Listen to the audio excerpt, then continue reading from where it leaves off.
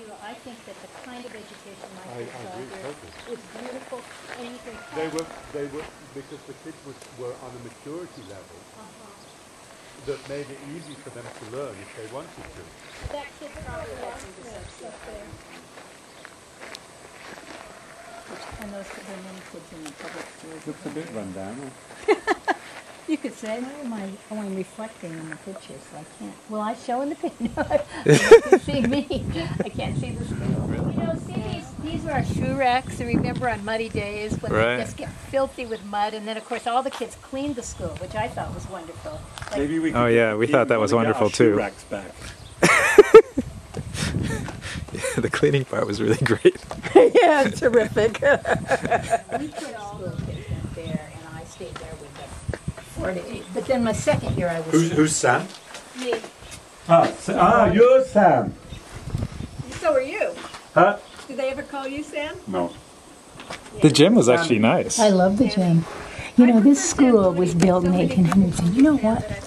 I found pictures in the early 1900s of the girls' basketball team here at Antelope School.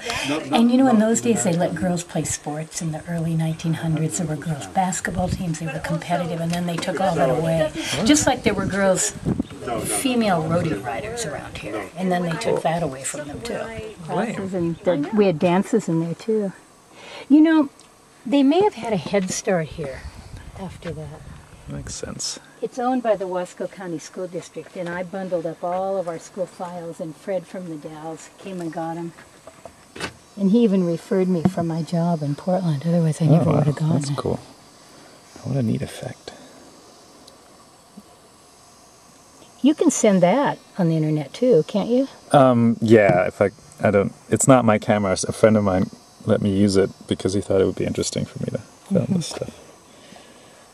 I don't know if anybody's ever going to use it. A cool tree in the middle of the desert. Hi. I was remembering recess and the kids hanging out under this tree because it was cool. They had a council meeting here on July 15th. So they still have council meetings here. There's still little kids' chairs and balls in the gym, so I think they probably have some kind of a Head Start. For a while they were using this for a Head Start, but it looks too run down for that. Quite a magic story, but I will. Just all serendipity. We ended up having lunch on the ranch 2 weeks after everybody got here. Yeah. But on our way in the middle of the night, because we camped up in the hills and went back down there, I looked at this building and said, "Oh man, I would love to teach in school." A dream come true, Right. eh? We stopped at the Antelope Cafe. This woman rushing out and said, "Oh, I'm sorry. John and Sheila have gone into Portland, so you missed them." John Shelton. And I said, "Oh, well, we would like to see them." And so she said, "Well, listen, I'll manage for that." She was part of that couple. She said, "I'm just finishing my coffee. I'll take you out." Yeah. Didn't ask. We were just impressed. So we're in Antelope, walking around. Here is the Antelope Store and Cafe. It used to be Zorba the Buddha Cafe. And we've looked at the school, the old school building built in the 1920s, where we went to school for about a year. Sheila had us take over the Antelope School so we could get the state money. I did not like being in Antelope while all the cool stuff was happening at the ranch, but here we are, walking around. So this is one of the A-frames that somehow made it to Antelope. This is the trailer park where I lived when I was going to the school in Antelope. The trailer I was in is no longer historic Antelope Jail. Pretty amazing stuff.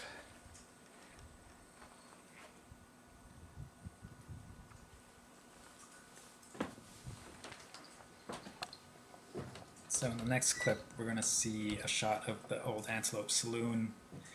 And next to the saloon is the Antelope Post Office, which we'll just see for a second. And next to that is a flagpole, and at the base of the flagpole it says, "Dedicated to those of this community who through the Rajneeshpuram invasion and occupation of 1981 through 85 remained, resisted, and remembered." That's us, invading and occupying. Yoo-hoo!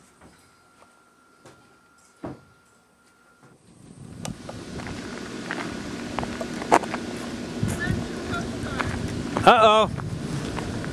Can't have that. I lived here. A lot of them stayed on the ranch. The responsible ones got to stay on the ranch. And I was irresponsible, so I had to live in Antelope with Vishranta. Oh, and this is where we had our meals. Well, and somewhere real close into the ranch. They did it because they wanted on the county gravel road in the middle of nowhere. We saved from bankruptcy, which we could use again now.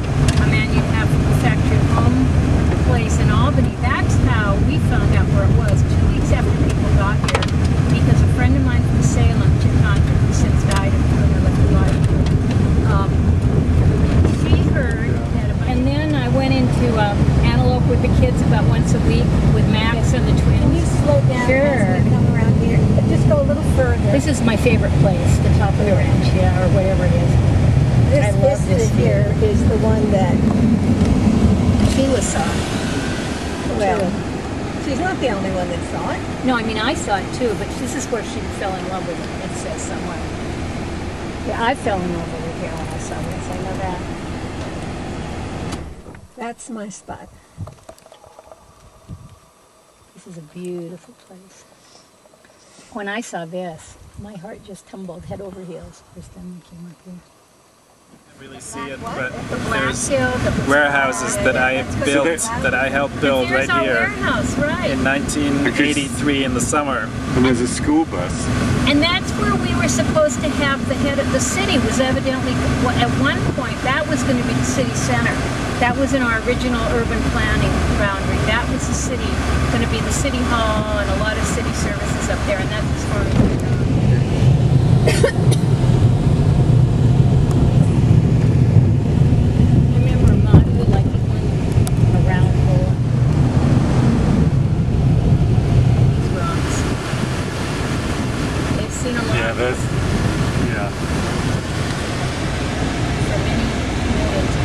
Yeah, you can see all sorts of things in these rocks here. Huh? Look at that one, the balancing one. Yeah, it's incredible. I don't want to be there the day it comes down. I hope it's not today. Well, you think it. For the ranch that showed the houseboat out in the lake with the kids diving off of it, just like we used to. Right. I don't know why it wouldn't be there. They took it away, yeah? Maybe, but the lake looks really long. It does. Maybe that's why. But because there was definitely a picture of that on that billboard. That's how I knew it was here. But that was several years ago. So we've driven down from the top of the ranch and now are driving by Krishnamurti Lake, and will shortly enter really what was the main part of the ranch.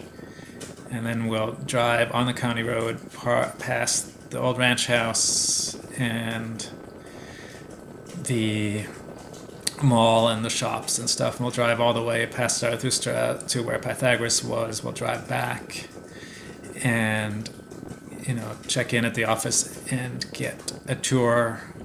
And from then on, our trusty tour guide will be Gaylord.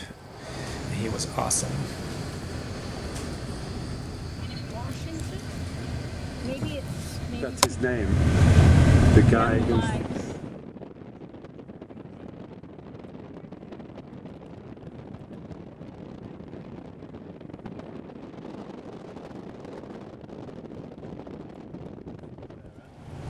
So the Welcome Center, I thought, was a real building. that was a real building that they Tore it down. This was our fire station. That's a bus thing now. But that was the red